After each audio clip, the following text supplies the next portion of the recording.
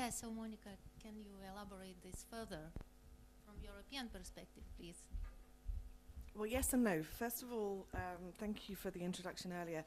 And it's true, we are very action-oriented as an organisation, but I need to qualify that in that our action is at the European level, which is quite different to what you've just heard. Very complementary, I think, but different from the context of operations that the majority of us work in.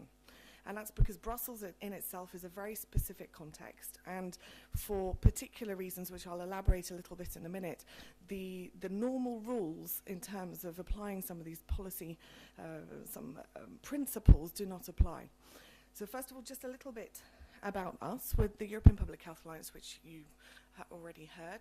Now, when the WHO Social Determinants of Health Commission concluded its report in 2008, we took this very seriously as an organisation, and what we did was we mainstreamed the recommendations from that report into our 5-year business plan. So right now we're in year 3 of a 5-year plan that is based on the recommendations in the report, which I'm sure you're all familiar with. Now, in practice, that means that we as an organisation focus almost exclusively on the distribution of power and resources in society, and taken from the Brussels level. So when we were talking about inequalities, we're talking about the imbalance between the distribution of power and resources. And actually, there's quite a lot that Brussels and the European Union has to say about how those resources are distributed at national level. So if you turn that around, what are we trying to do? We're trying to improve the social conditions of people living in Europe and to rebalance, to create a greater equal share within society of the benefits of our social progress, our economic and social progress. And of course, we know that in general, across the European region, right now, it is the most vulnerable and the most disadvantaged parts of our societies that are bearing the brunt of the crisis. That's quite important to bear in mind. There are differences in the European region, but that is the general trend. So in order to understand this, we need to go back to the origins of the EU. And this is quite difficult for us as a sector, because the majority of us working in health didn't study European studies in the way that I did at 4 years of university. And historically, this is very important because there are 2 main drivers that founded the European Union. And the ultimate one was to prevent another war. We did not want a war in the European region, and the whole of our treaty, the whole of our policy development from that point in 1948 was to prevent that from happening. And there were 2 tools that were chosen in order to do that. The first one was to centralize economic power through what then was the driving economic drivers of the European Union, coal and steel. So to centralize and to prioritize a central approach to economic power that was shared across the members. The second was to create food stability, because we forget now, but of course the biggest public health challenge of 1948 was how to feed our populations, particularly because our rural communities were disrupted, our food supplies were disrupted. And what these 2 policy objectives have done, arguably, and I would argue this, they are the most successful policy objectives, public health policy objectives ever achieved. For the first time in history, I am a generation, well actually that's not true, I'm Polish so I don't quite count, but the Brits and the Dutch and the Belgians and the Germans and the Italians, they have 3 generations that have never experienced famine nor war. Never have we had that level of stability, never, globally. And we're unique as a region with the US to have achieved it. So this is our starting point. This is what the European Union was born to do, and it has done so very well. What that meant, however, is that we centralized, I'll start with agriculture, because I'm not going to go back to this, but we centralized our agricultural production systems. And in doing so, we based it on the public health science at the time. And does anyone know what the #1 nutritional objective was at that time? As a guess. Calories. The #1 objective at that time was to get as many calories into us as possible. That was the most important thing. People did not understand the nutritional complexity of our diets, what we needed. And so the policy objectives were designed to, first of all, to make sure that the most dense, calorie-dense food was the cheapest possible. And that still continues to today. So what we subsidise primarily is beef and dairy products. And what we did for a long time was destroy fruit and vegetables to keep prices high. And we stopped producing grain altogether. In the 1930s, 20s, the primary diet of European was grain-based. And we shifted that. And so our grain, we import our grain to feed our cows, basically. And if you remove cow subsidies, beef subsidies, you would reduce the calorie inputs into our diet by 30%, which would eliminate childhood obesity in Europe. We could not have a burger culture without subsidized beef. We couldn't do it. And for a long time as well, we were actually having to, well, we were first of all, some of you will remember mountains of butter and lakes of wine that we couldn't sell. Well, the law changed so that we could no longer do that, and what we have to do is put that back into our food systems. So whereas you would have had vegetable oils in our food production, now we have dairy fat, so we've increased the amount of saturated fats in our system. We have a whole policy which is like a Titanic, it's an iceberg that we cannot turn around because we locked it, we institutionalized it in the 1950s to prevent us from starving. And now we have the health consequences. And some people draw conclusions further down the line. We could not have an industrialized food system without the common agriculture policies. We couldn't do it. We add value to our food. We couldn't, for example, be as free, as emancipated. Some people say that the emancipation of women, the freeing of women from kitchens and from cooking was because we have a food system which allows more disposable food. Now these are huge social trends. We have shaped society on the basis of one public health policy decision in 1948. It's massive. But there are other impacts of that, of course. The number one contributor to climate change is our farming sector. The number one greenhouse gas contributor, number one, more than energy and more than transport, are cows. If you look at the budgets that the European Union allocates, each cow in Europe receives about 670 euros in subsidies. For health, go on, anyone guess? How much do we get per person from the EU budget for health? Any guess? Per person. 13 cents. You know, the whole of our prioritization and financing and policy development has been based on that. And the other part, of course, of agriculture is rural development. And that included supporting local economies, it included supporting our dairy farmers and our tobacco farmers and our alcohol producers. So we still pay for tobacco under the Common Agricultural Policy. We still pay to promote alcohol consumption under the Common Agricultural Policy. But I will stop because that's not what I'm going to talk about today. So agriculture is huge. But the second thing that we did was that we biased our decision-making towards economic decisions. And this was for two reasons. The first one is that we needed the European economy to recover. And we had to centralize these economic power bases, coal and steel. But the second one was because, and we forget this, and it's very important, the second one was because everything else was too important. We couldn't give our health systems and make them centralized, firstly because they didn't exist, but secondly because that was the beginning of the social contract. The relationship between the state and its people was such a part of national identity and rebuilding. They were too important to give to Brussels. Education was the same. And still, if you look at national media, these are the issues that dominate: education, health, social protection systems.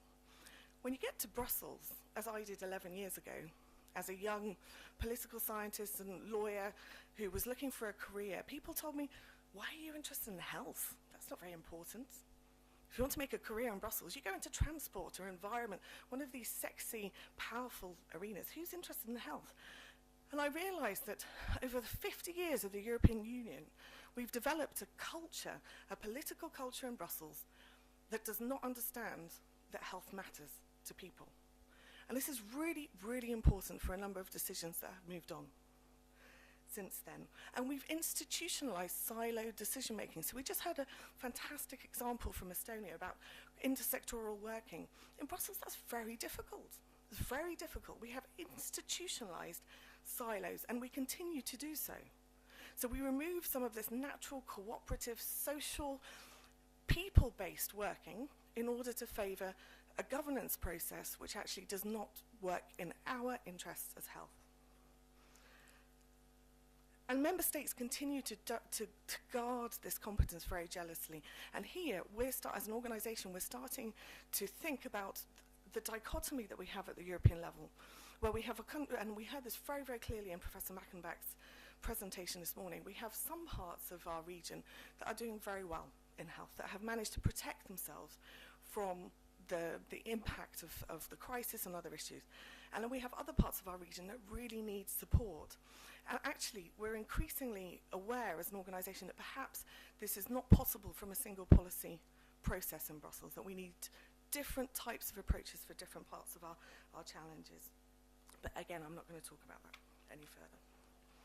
So the one thing that I wanted for you to keep in mind as I move on is that we have not yet very well brought together the crisis and health inequalities.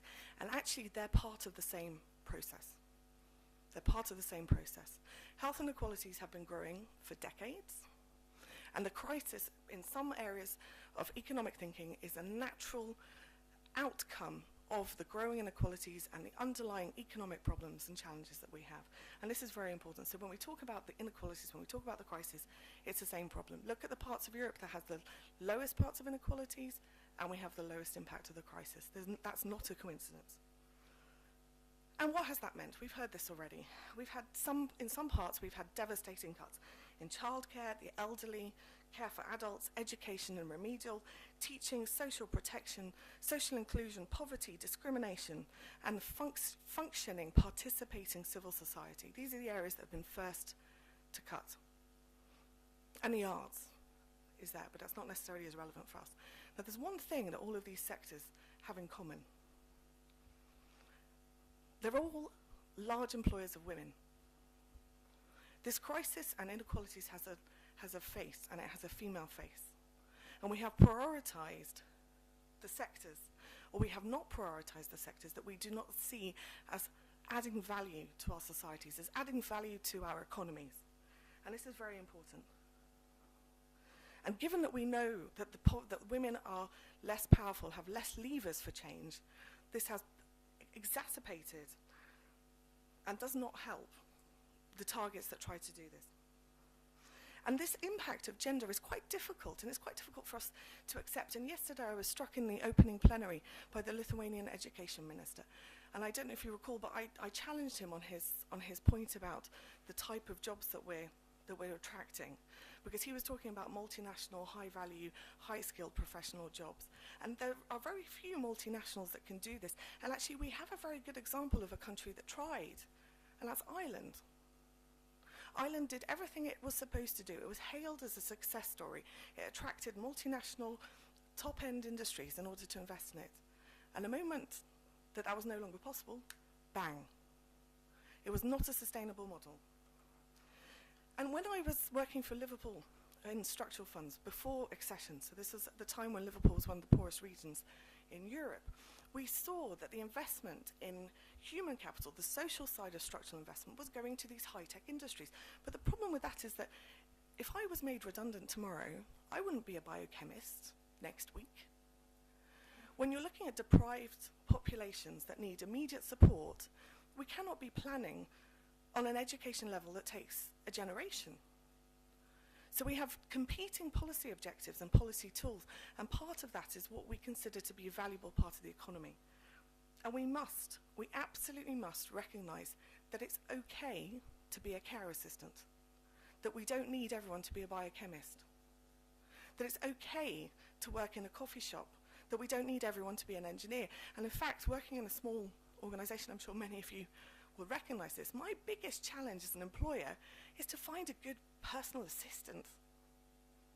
Isn't it? To find a good finance manager, a good secretary. It's very, very difficult. It's taken me 5.5 years to do that. We have our economies are diverse. They're heterogeneous, and we have different roles. And our economic and policy planning does not reflect that. We're chasing a high-end skill set that is not sustainable. And we have an example where this hasn't worked, and that's the UK. The UK invested in high-end skills, And what we have is we have a population with high levels of expectation about their employment status, without the means for the jobs to be there, and all of the service jobs are having to be done by immigrants. So we have an economy that is it's incoherent in its planning, and that incoherent contributes to inequality. And we've talked about the whole of society and the health in all policies approach. And it's true, and this is something, again, that in Brussels we're not very good at. We look at best practice, we look at finding best practice, the silver bullets, the thing that we can copy-paste in 28 member states. But it's impossible, because this is a complex issue. The complexity of health inequalities, the complexity of health and health outcomes means we need complex, resource-intensive solutions that are thought through at many levels. And we need to abandon, from a policy planning perspective, the idea that something works in Estonia and we can copy and paste it in France, or vice versa. It's lazy policy making, and it's not true. We've seen from Hungary, for example, that Roma integration strategies do not work from one town to the next, let alone across the whole country or the continent. And we need to embrace our complexity and our heterogeneity and not presume or assume or plan for a homogeneous outcome, for a homogeneous problem. And secondly, the industrial narrative that we have. We have a disconnect in our economic thinking about what we expect from business. And part of this is the multinational point that I mentioned before, and that there is a complexity within that as well, because you have certain multinational industries, which includes the pharmaceutical industry, includes the retail industry, that actually requires significant capital investment. You can't move a vaccine production plant from today to tomorrow. You can't move, as a global retailer, I used to work for Tesco, you can't do it. These are long-term investments, so that's one thing. Being a Starbucks is something else. So building your economy on inviting short-term retailers is not very sensible. But the other thing that we do is that we subsidize labour costs for industry. So for the food sector is a very good example here. The farming sector, the migrants that are at the basis of our food systems. If we look at inequalities for people who are in work, they are in the most vulnerable sectors, and those sectors are common. Those sectors are common. They're sectors that do not look after their human resources. We can address that directly, and that's an important part of our inequalities. So, for example, the instability of seasonal farm work, the low-end, low-income work that is sucking people from one part of Europe into another, the migration into Germany, for example, the migration into the UK. The care sector is another one, actually. We put the care of the elderly, the care of adults in some countries to a migrant workforce that is very insecure and suffers from inequalities from within our own populations. So the living wage has to be part of our narrative, and it's a competitive message. It's a competitive message. There's no fairness in one industry being subsidized by the public person in housing benefits or income support because it does not pay its workforce a living wage.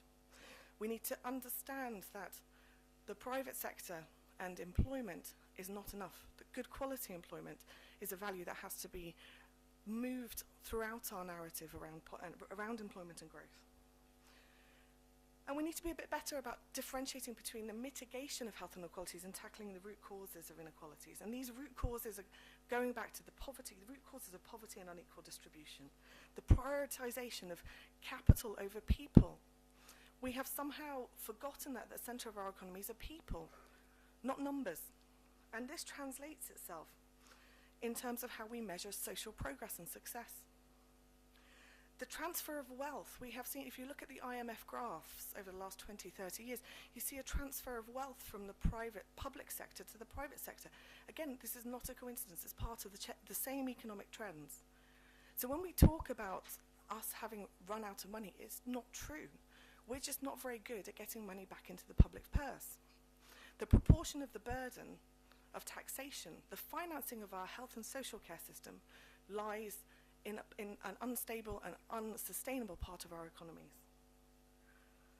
We have devolved our accountability towards market forces. Now, market forces are not held to account. They're at arm's length, And it's an effect. We've institutionalized gambling with our capital. We saw that in the south of Europe. Capital fled. Greece was perceived to be a risk. Capital fled. Cyprus was perceived to be a risk. Capital fled. We pumped money into Ireland. Capital fled. The institutionalization and the false dichotomy that we have a free market, it's paralyzing our policy decisions. We do not have a free market. We do not. We do not have a free market in capital. We do not have a free market in pharmaceuticals. We do not have a free market of food. The discussions around the free market are based on a false dichotomy, a false understanding of economics and the way that it works. And GDP is part of this problem. We measure our social success through the gross domestic product. Now, the most effective thing that any one of us could do to increase GDP today, right now, is to go out and be hit by a car. If we were to do that, the car would need repairing. Perhaps a new car would have to be bought. We would need hospitalization, which is very expensive, is good for the economy, increases GDP. If we were to die, funeral services would kick in, which means it impacts on the positive growth in the funeral sector, in flowers, in clothing, in catering, in venues. It's great. Absolutely wonderful. And yet no one in their right mind would suggest that road traffic accidents would be a sensible economic policy for growth. And yet, in effect, that's what we do. We have institutionalized harm in terms of our economic policies. And at European level, that's even more so. So the Tobacco Products Directive, we've heard a lot about tobacco. We had an opportunity to introduce plain packaging. The Tobacco Products Directive had 1,000 pages of impact assessment, looking very, very carefully over 2 years to make sure it didn't unduly harm business. Scotland tried to introduce minimum pricing on alcohol. An alert went out to the rest of the European Union to say, is this going to be a problem? And Romania and Bulgaria said, hang on a minute, it is. It's going to affect our wine industry. So the European Commission said to Scotland, you know what, we're not sure this is a very good idea. And Scotland said, well, we know it is. It's going to have strong impacts on our most vulnerable parts of our population. And they said, well, yes, but it's going to affect the internal market in wine. Now, is it really the job of Scotland's vulnerable population to subsidise the Romanian wine market? You have to guess. Thank you. So we have a dichotomy between growth and progress. Growth is not progress. We need sustainable economies, and that includes flexible and resilient systems, which we do not have. And there's two other points which I won't go into, but they're quite fun. The power within government. What's the most powerful ministry in your government? I won't look at you. It's not health, is it? It's not health. It's the part of our ministries that create the most added value to our economies, that sell the most. And the role of the media in selling this message. I gave this presentation once at an economist conference, and the moderator, who was an economist journalist, said, well, isn't that a bit communist? And but the answer is that actually, yes, it is. And I'm not a communist, I'm not. But some of these values are values which feel uncomfortable for some parts of our media, for some parts of our region. There's a big part of our region that does not want to be associated with something that smacks of an era gone by. So, what can we do as a health sector? I have a whole section here about crisis and imbalance and the role of Europe in the world, but we'll leave that to one side. What can we do? We can actually do quite a lot, and I know we heard a bit this morning about the role of the health sector, but bringing health and public health, the health care sector and public health together, is essential here. It's essential in mitigating this, and it's also essential to tackling some of these narratives, because this is about the stories that we have told ourselves as a society. I can't say that without having more water. As a society. It's also about understanding the political power of our sector. We are massive. We are massive. We're the biggest part of the economy. We represent a huge part of our workforce, a huge part of our industries. And moreover, and this is very important, people trust us. If you look at the trust indicators, the number one trusted profession are nurses.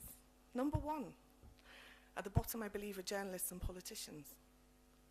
But there is a social trust in us as a sector, and we have the the opportunity to take back the narrative about what it means to be a society that is working for people.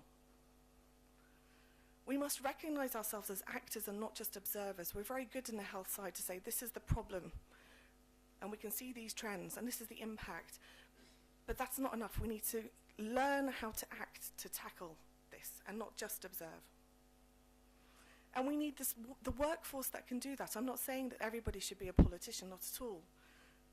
But we do need to start bringing people in who are interested in intersectoral working. And that means moving to different parts of disciplines, looking into different areas.